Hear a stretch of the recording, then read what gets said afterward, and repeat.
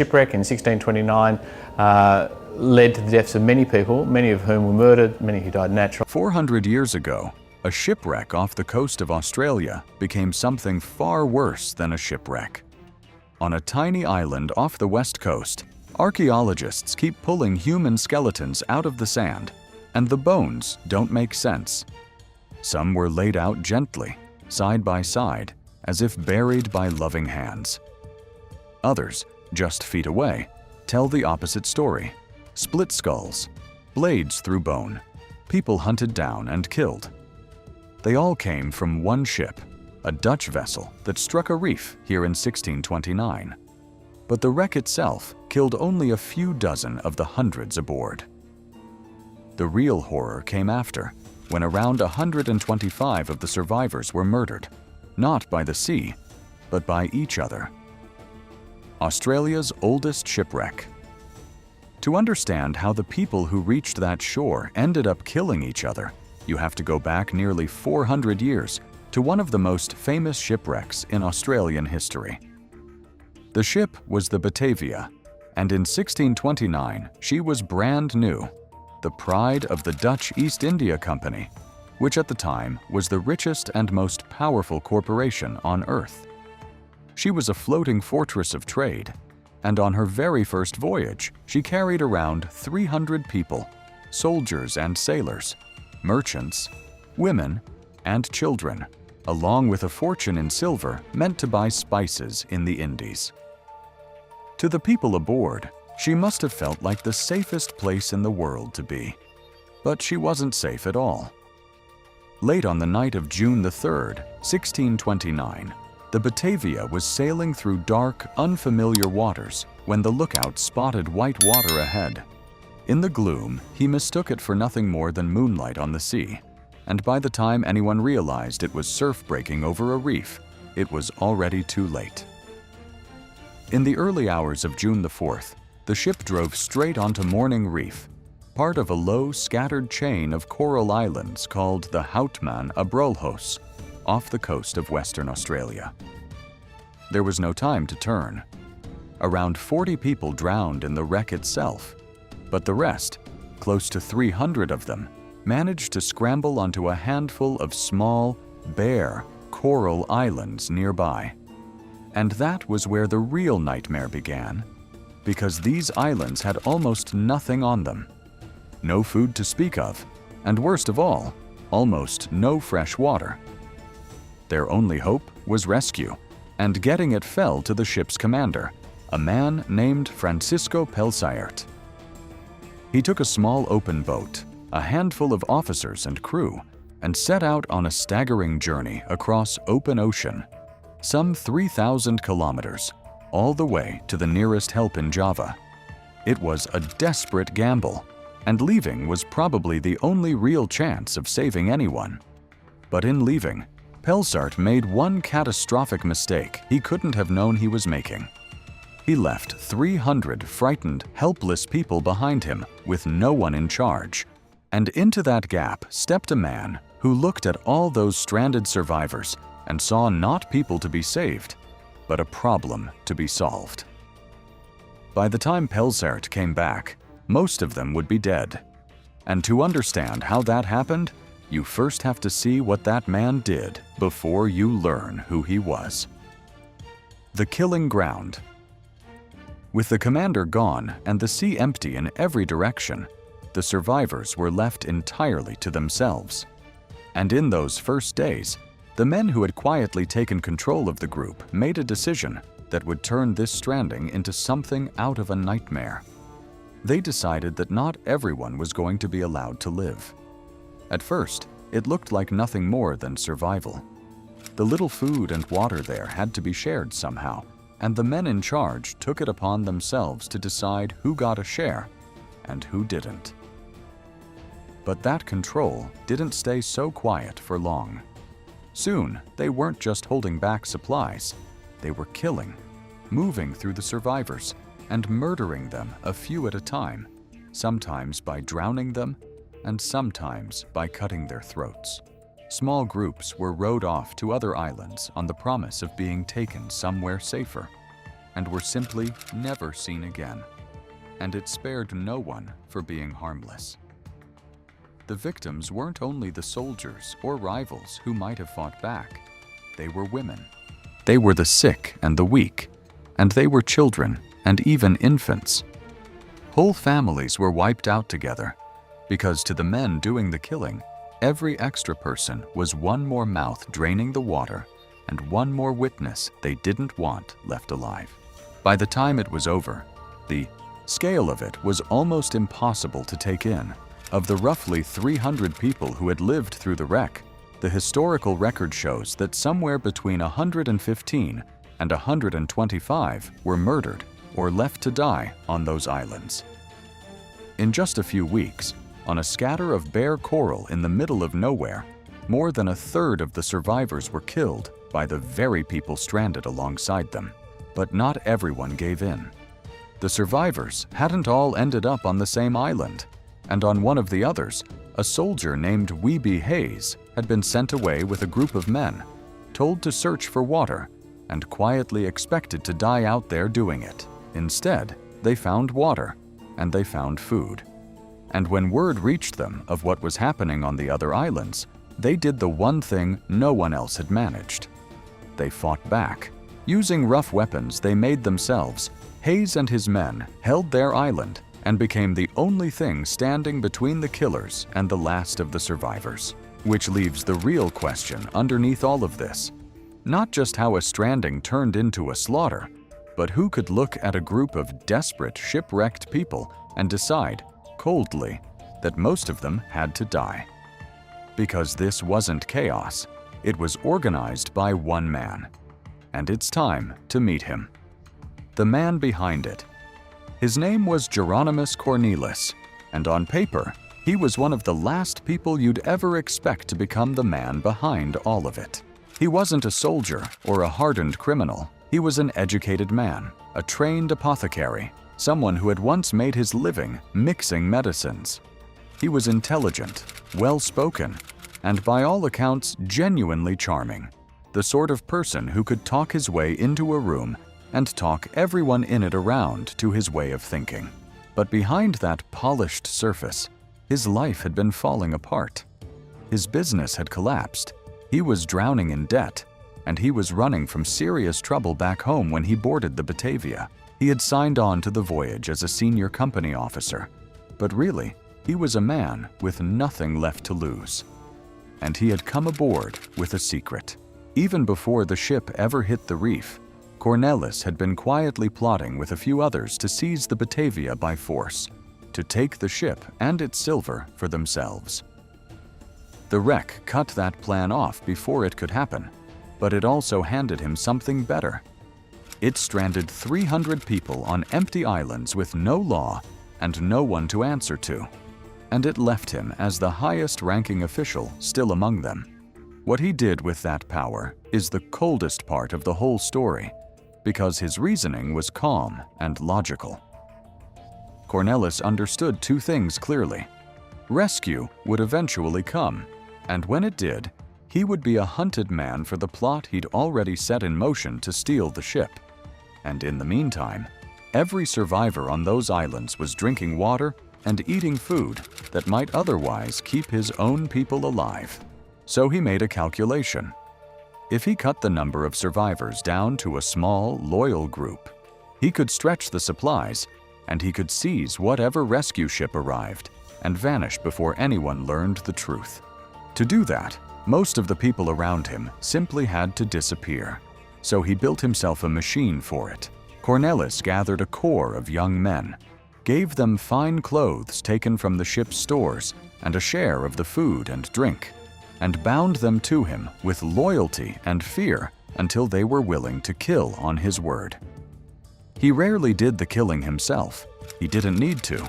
He gave the orders, and other hands carried them out, working through the survivors island by island. What made him so dangerous wasn't muscle or brute cruelty. It was that he could talk other men into committing murder for him, and make it feel to them like the reasonable thing to do. And for a while, it worked. But Cornelisz had made one fatal mistake, and its name was Weeby Hayes. Rescue and reckoning. Cornelisz had assumed Hayes and his men would quietly die on their island. Instead, they had found water, grown stronger, and made themselves weapons. And when Cornelisz's men came to wipe them out, they were fought off. The mutineers attacked more than once, and every time, Hayes's rough band of soldiers drove them back. For all his cleverness, Cornelisz couldn't break the one group that refused to bend to him, and that failure was about to cost him everything. Because while the two sides were still fighting, a sail appeared on the horizon. It was Pelsaert. Against every reasonable expectation, his tiny open boat had survived the 3,000-kilometer crossing to Java, and he had come back on a rescue ship to save the people he'd left behind. But he arrived to find not a grateful camp of survivors, but a war. Both sides now raced for the incoming ship, Hayes's men to warn Pelsaert of what had happened, and Cornelisz's men to seize the vessel just as they'd planned. Hayes got there first. Pelsaert learned the full horror of what had happened while he was gone, and instead of a rescue, he found himself holding a trial. The killers were hunted down and captured. Pelsaert held those trials right there on the islands, and the judgment was swift and brutal by the standards of the time. The ringleaders were condemned to die where their crimes had happened. Several of them, Cornelisz among them, had their hands cut off before they were hanged, a punishment meant to match the scale of what they'd done. The man who had turned a shipwreck into a slaughter was executed on the same barren islands where he'd ordered so many others to die. But justice, however harsh, couldn't undo the arithmetic of what had happened. Of the roughly 300 people who had made it off the sinking Batavia alive, the historical record shows that somewhere between 115 and 125 were murdered or died on those islands. And then, with the living carried away and the ringleaders dead, the islands fell silent. The story passed into the pages of the Dutch company's records, a written horror so extreme it almost read like invention, and for nearly 400 years, that was all it was. Words on old paper, until the islands themselves began to speak. Murder Island gives up its dead. The place where most of the killing happened is a small, low scrap of land now called Beacon Island, though the people who know its history have another name for it. They call it Murder Island. It's a grim, empty little place, barely rising out of the water, and for centuries it kept its secret buried just beneath the surface. Then the sand started giving it back. Bit by bit, the island began surrendering the proof of what had happened on it. Over decades of careful work, archaeologists digging on that island have been pulling human skeletons out of the ground, the physical remains of the people the old Dutch records had described. And here is where the real number has to be said plainly, because it's easy to picture the diggers uncovering all 100 and some victims laid neatly in the sand. But that is not what happened. The truth is much smaller, and in its own way, more haunting. To date, archaeologists have recovered 21 skeletons from the island. 21 out of the roughly 125 the records say died there. The rest are still out there, or gone for good. Experts believe as many as 80 more bodies may still lie buried in the island's sand, waiting to be found. Others were lost long ago, thrown into the sea during the killings, or carried off by 4 centuries of tides, and will never be recovered. So what's being dug up isn't the whole massacre. It's only a piece of it. And every skeleton that comes out of the ground stands for many more who will never be found at all. That slow, patient work reached its peak in recent years. The most important modern excavations came between 2014 and 2019, when a team from the University of Western Australia and the Western Australian Museum carried out a series of digs on the island. In that stretch alone, they uncovered around a dozen victims, buried in a mix of lonely single graves and shared pits. This was painstaking forensic archaeology, brushing away sand one grain at a time, and for the first time, it let modern science hold the physical evidence of a crime that until then had lived only as words in a ledger. And that's what makes these bones matter so much. They aren't anonymous, and there's no real mystery about who these people were, because the historical record already tells us exactly what happened here. Each skeleton coming out of that sand is a direct physical confirmation of one of the most thoroughly documented horrors in history. A real person pulled back into the light, whose death matches a story written down 400 years ago. But the bones don't just confirm the record. Some of them tell a story of their own, one the written accounts never fully capture. What the bones reveal. In 2017, the excavators uncovered something that stopped them in their tracks. It was a grave holding 5 people at once, but not the tangled, hurried pit you might expect from a massacre. The 5 skeletons had been laid out side by side in a neat row, arranged with what almost looked like care. And when the researchers examined the bones, they found something stranger still. There wasn't a single wound on any of them, no broken bones, no sign of violence at all. That absence tells its own quiet story. These 5 people almost certainly weren't murdered.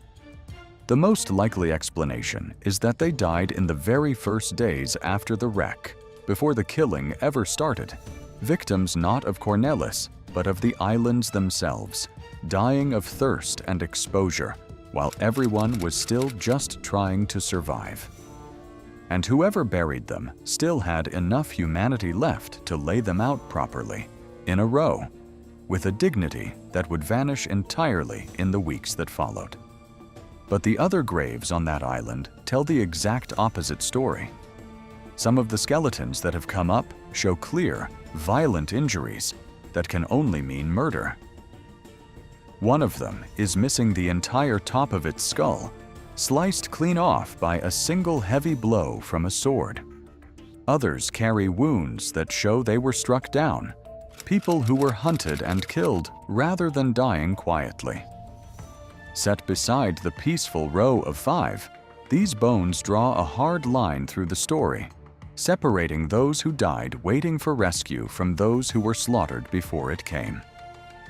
But there's a hard limit to what even these bones can tell us, and it's important to be honest about it. Many of the people who were murdered here left no mark on their skeletons at all.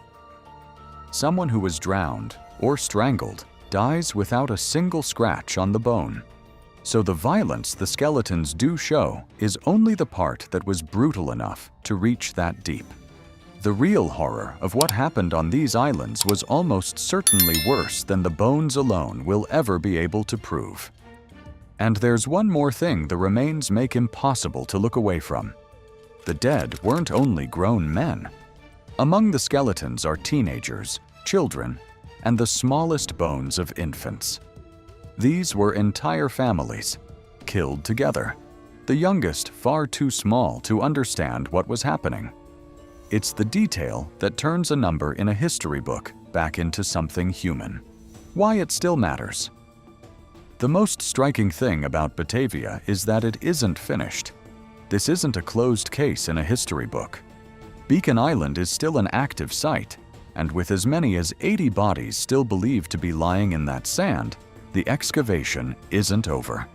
Somewhere out there, more of the dead are still waiting, and the full story is quite literally still being pulled up out of the ground. And it's worth remembering just how far back this story reaches. The Batavia was wrecked in 1629. That's more than a century and a half before the first British settlers arrived to found modern Australia. Long before the country most people picture existed at all, this had already happened on its coast, which makes Batavia one of the oldest and darkest chapters in the whole European story of the continent. A horror that unfolded on Australian sand while the place was still, almost entirely unknown. But maybe the real reason it still matters is simpler than history or dates. It's that this story is still being written. The work isn't done. Researchers are still out on that island, still digging, still identifying the dead, determined that the people who were killed there will finally be counted and understood. 400 years ago, around 125 people were murdered on a scatter of tiny islands off the Australian coast, killed not by the sea, but by the survivors stranded beside them. For centuries, it was only a story, almost too dark to believe. Now, the sand is proving every word of it true.